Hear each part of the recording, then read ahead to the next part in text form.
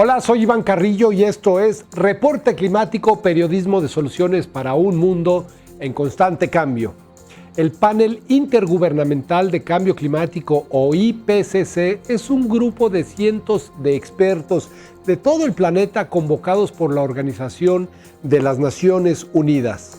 Su tarea es analizar la producción científica sobre dicha crisis, proyectar los riesgos que acarrea y proponer estrategias para enfrentarla. Recientemente, el IPCC publicó un informe sobre la urgencia de mitigar el problema, o sea, detener las emisiones de dióxido de carbono que calientan a la Tierra y capturar el exceso de este gas en la atmósfera. Para ello son fundamentales las áreas naturales protegidas.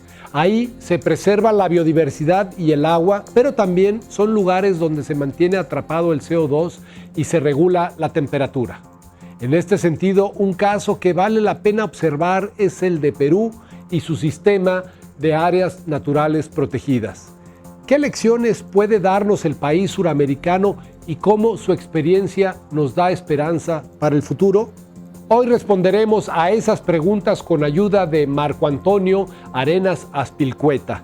Él es ingeniero agrónomo y está a cargo de la Unidad Operativa Funcional de Gestión Participativa en el Servicio Nacional de Áreas Naturales Protegidas del Perú.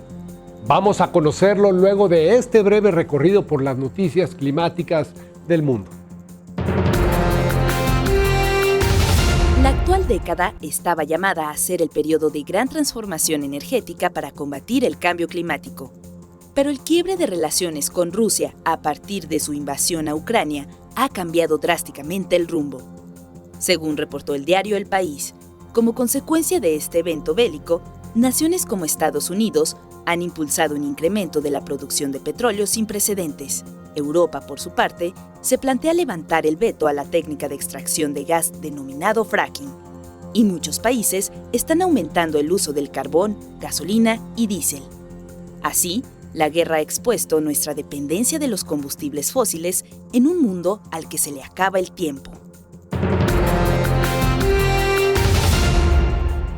El clima de Escocia está cambiando, pero su capacidad para adaptarse se ha estancado. Tal es el hallazgo de una nueva evaluación publicada por el Climate Change Committee. Esta organización independiente, que asesora al gobierno del Reino Unido en temas de cambio climático, descubrió que durante los últimos 30 años, la temperatura de Escocia ha aumentado 0.5 grados Celsius. Sus inviernos se han vuelto 5% más húmedos y el nivel del mar ha aumentado hasta 3 centímetros por década.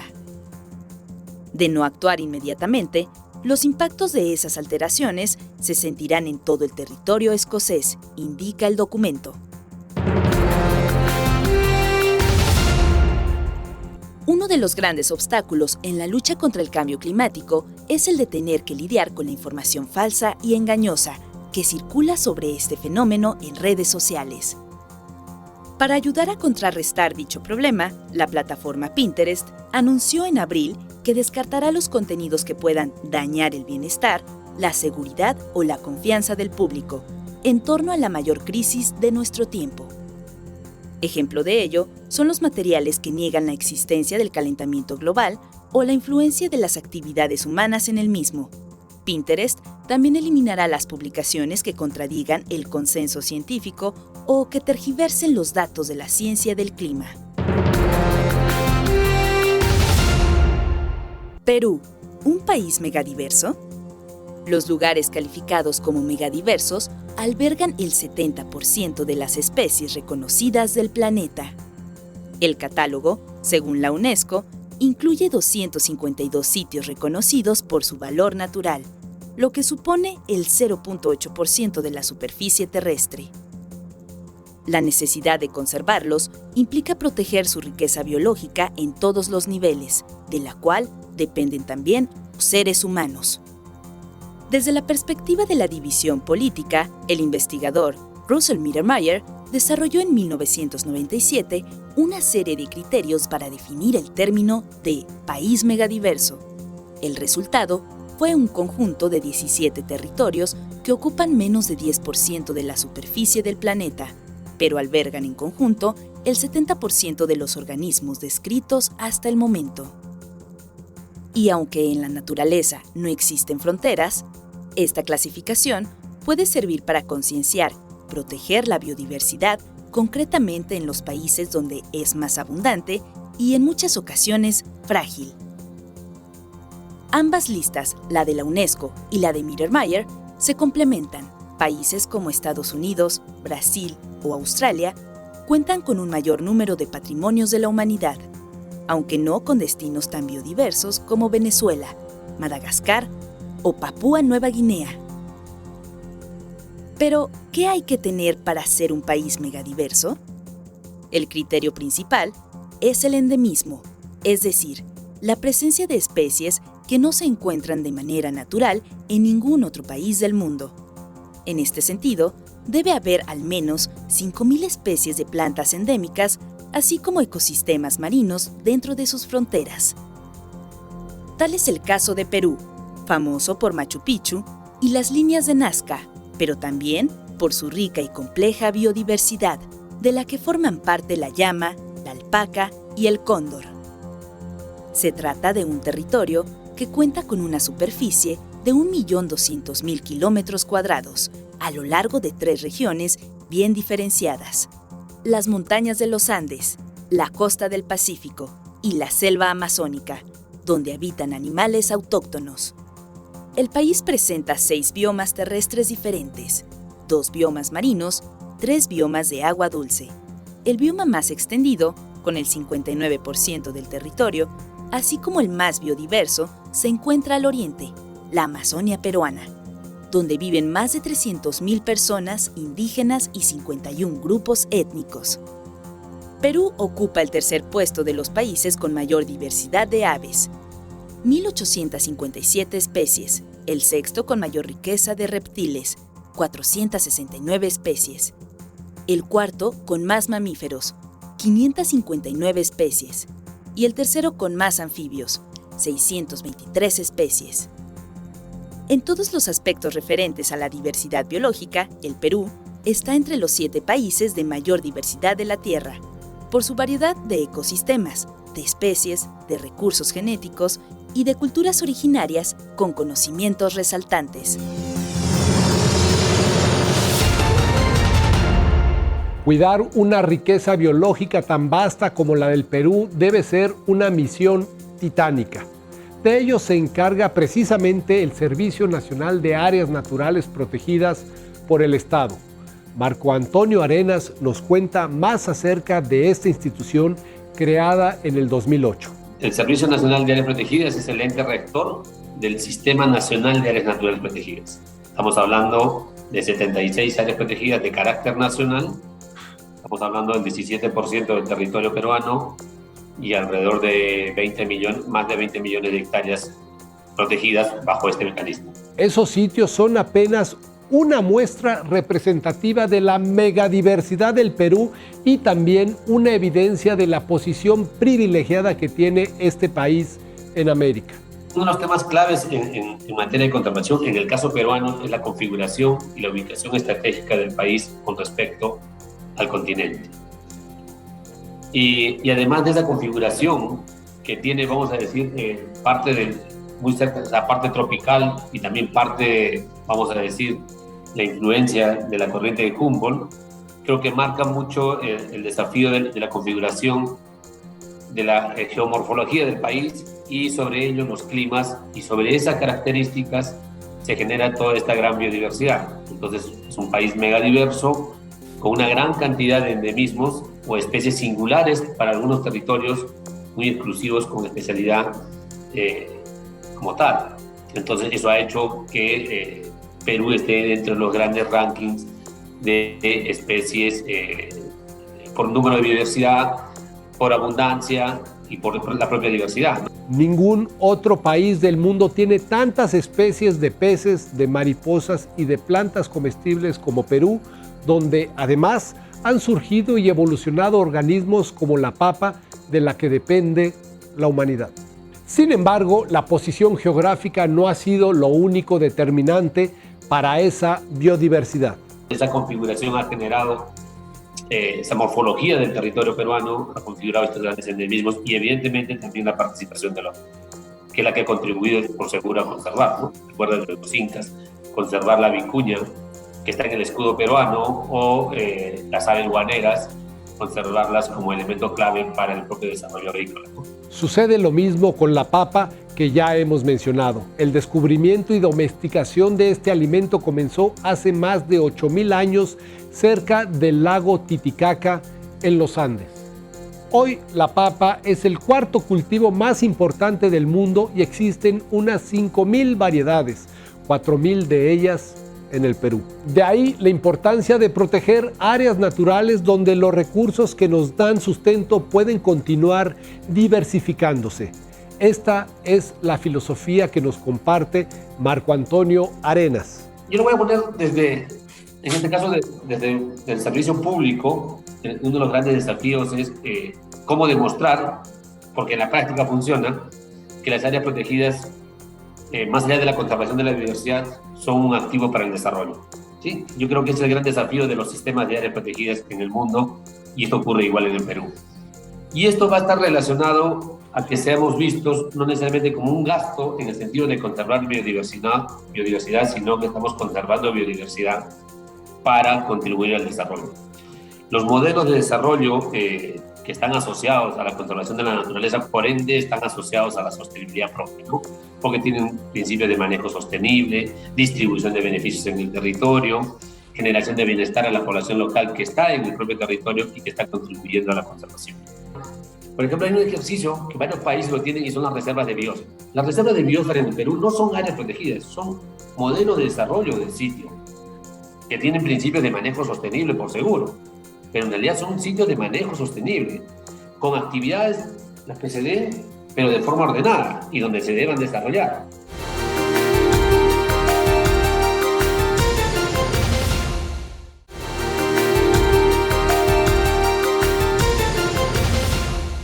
Los glaciares son grandes masas de hielo que se forman en las montañas o las zonas polares a partir de acumulación de nieve. Corresponden al 10% de toda la superficie terrestre y constituyen una importante reserva de agua dulce que está en riesgo debido al calentamiento global atribuido a la actividad humana. El denominado retroceso glaciar se está acelerando año con año y traerá consigo un fuerte impacto sobre la población que más depende del recurso hídrico. El retroceso del mayor sistema tropical de glaciares en el mundo es, a todas luces, el efecto más visible del cambio climático en el Perú. Y es que en las últimas 6 décadas el hielo en las cumbres de los Andes peruanos se ha reducido más del 60%. Así han respondido las áreas naturales protegidas ante esta pérdida. También es evidente que la propia configuración de áreas protegidas, en algunos casos, va a traer, va a sufrir algunos embates sobre el cambio climático, por ejemplo, la reducción de precipitación o la concentración de la precipitación o sequías. Y eso va a ser clave el estado de conservación de los ecosistemas para contribuir a la regulación, ¿no? Especialmente en aquellos países como Perú, que depende de la parte costa, depende mucho de las montañas, y en estas montañas, en el caso peruano, muchas están conformadas por áreas protegidas. Entonces, un buen estado de conservación podría, o reafirma la hipótesis de lo que estaba hablando inicialmente, de mejorar las condiciones para la conservación y por lo tanto la regulación hídrica y por lo tanto el beneficio de las poblaciones que están aguas abajo. El objetivo es que la población sea consciente de que el cuidado de la naturaleza y en especial de las áreas protegidas es una inversión para el bienestar de todas las personas, especialmente en un contexto de cambio climático. Es evidente que el Perú también es uno de los países más vulnerables también, seguro, a los efectos del cambio climático por las propias condiciones, ¿sí? Y esto hace que el Perú en realidad tenga que desarrollar una serie de estrategias para enfrentar los embates del cambio climático. Bosques conservados a través de áreas protegidas, comunidades conservando en estos sitios, manteniendo stock de carbono, fortaleciendo los flujos de regulación hídrica o de los servicios ecosistémicos. Tengan por seguro que el gran desafío que tenemos más en un país como amazónico como el nuestro gran parte del pulmón del mundo, creo que los desafíos y las oportunidades para esas poblaciones locales están en la distribución de beneficios por las acciones de conservación en el territorio, ¿no? Siguiendo esta lógica, en 2018 Perú se convirtió en el primer país de Latinoamérica que promulgó una ley de cambio climático a nivel nacional, donde se da prioridad a las áreas naturales protegidas como parte de la solución. Veamos uno de sus principales logros. En estos momentos, el sistema de áreas protegidas estamos alrededor del 96% de estado de conservación. Quiere decir que nuestros ecosistemas están en buen estado de conservación. Si un ecosistema está muy saludable o está saludable, es evidente que tiene una mayor capacidad de resiliencia, una mejor capacidad de enfrentar los embates que puede traer el cambio climático, tanto en temperatura y precipitación en sus diferentes extremos. Entonces, Perú lo está consiguiendo mediante diferentes instrumentos, pero sobre todo a través de la participación de distintos actores en pro de la conservación. En los territorios conservados es evidente la labor desde áreas protegidas, desde la labor de guardaparques. Solo en esa lógica, el sistema de áreas protegidas ha desarrollado una serie de estrategias de involucramiento de la sociedad civil, en este caso desde las autoridades, de los gobiernos locales, de otros mecanismos de organización, pero también desde la comunidad o desde la familia que está al frente del área protegida, ¿no? Que es la primera que está en la primera línea. Entonces nosotros tenemos alrededor de 3.500 y 4.000 personas que conforman vigilantes comunitarios, que contribuyen a ese sistema. Después tenemos alrededor de 4.800 organizaciones que están en el territorio ayudándonos a conservar. Solo así podemos llegar a ese 96% de estado de conservación. ¿Será posible que todo este bienestar perdure con el calor creciente a nivel global y el cambio climático acechante? Marco Antonio Arenas narra el caso de El Huascarán, la montaña más alta del Perú, donde él trabajó hace algún tiempo. Ahí, el retroceso de los glaciares ha representado menos agua disponible para las comunidades, quienes asimismo han tenido que resistir a la pérdida de oportunidades que traía el turismo asociado al hielo. Y ahora en estos momentos lo que hicimos con ellos fue que ellos tienen una ruta del cambio climático donde ellos muestran los efectos del retroceso glaciar, por ejemplo, que es el efecto más directo del cambio climático. Es decir, las comunidades tuvieron que revirar hacia una actividad económica acorde con la inminente realidad que se manifiesta en todos los rincones del territorio. En mi relación con la investigación, varios trabajos asociados, por ejemplo, en la cordillera del Sira, que es una reserva de montaña. Los estudios nos demuestran con datos de más de 40 años de recolección que el desplazamiento de algunos pajaritos o algunas aves se ha producido 8 metros más arriba. Entonces, si el tema va correspondiendo en esa lógica, la cordillera tiene un límite. Si los pajaritos no se adaptan, colapsan, en teoría, ¿no es cierto? Porque llegan a la cumbre y ya no tienen por dónde subir, si seguimos en esta lógica de incremento de temperatura. Y todas esas informaciones son elementos claves que por seguro están, en el caso del Perú, también contribuye con las áreas protegidas en la investigación en los resultados del IPCC, ¿no? Del Panel Intergubernamental de Cambio Climático, donde requieren evidencia científica, y Perú está mostrando el efecto negativo cero de consecuencias globales, ¿no? Por esta razón y porque los ecosistemas no respetan fronteras humanas, la colaboración entre naciones en términos de áreas naturales protegidas es indispensable. El Perú es parte de una de las plataformas más importantes en América Latina. 19 sistemas de áreas protegidas se juntan. En este momento la CONAF México tiene la secretaría de la Red Parques, y esta Red Parques lo que hace es pensar en un gran sistema de áreas protegidas global, ¿no? O sea, de América Latina, y rescatando la importancia de los sistemas, ¿no? En este caso, y de manera específica se crea un grupo de gobernantes, un grupo asociado al bioma amazónico, ¿no? Que están los 9 países del bioma amazónico, en los cuales tratamos de discutir y conversar a nivel de los sistemas. Claro, el gran desafío es mirar el paisaje, ¿no? Entonces ahí es como nos articulamos con acuerdos internacionales como la OTCA o como el Pacto de Leticia. No podemos estar aprendiendo o cometiendo errores a algunos países cuando otro país ya lo desarrolló. Entonces, y eso en estos momentos yo creo que la Red Parques puede desarrollar. El reto actual es que, más allá de las soberanías este tipo de plataformas sean una fuente de respuestas oportunas frente a emergencias como los incendios forestales cada vez más frecuentes y devastadores debido al cambio climático. ¿No? Y el sistema de parques peruano ya lo hizo con Chile, movió gente peruana para colaborar, por la parte de compañeros nuestros, a colaborar en la atención de incendios. De igual forma, sistemas de monitoreo, sistemas de intercambio, va a ser, creo, las grandes acciones que vamos a desarrollar. Y las hemos venido desarrollando gracias al soporte de proyectos como YAPA, que son proyectos de integración en el bioma amazónico. De igual forma va a ocurrir en otros sistemas, ¿no? Todo el corredor mesoamericano o toda la parte andino, en el caso peruano, con Chile, Bolivia y Argentina, ¿no? Entonces son sistemas que hay que reforzar y justamente estos hermanos países podemos conjugar para hacer frente más al tema del cambio climático. Hay un paisaje en el Perú muy interesante que va desde Bolivia, Perú, Brasil, y estamos hablando de uno de los corredores o uno de los bloques de conservación más importantes del mundo. Pero es uno de los bloques que se pone a disposición para la conservación y seguro para contribuir a estos temas, ¿no? Varios parques nacionales ahí contribuyendo, incluso con poblaciones de engalamiento voluntario, ¿no? Es un tema muy importante que se viene gestando desde los países. Eso por el lado internacional, pues al interior de cada país hay también asuntos pendientes. Y los sistemas de áreas protegidas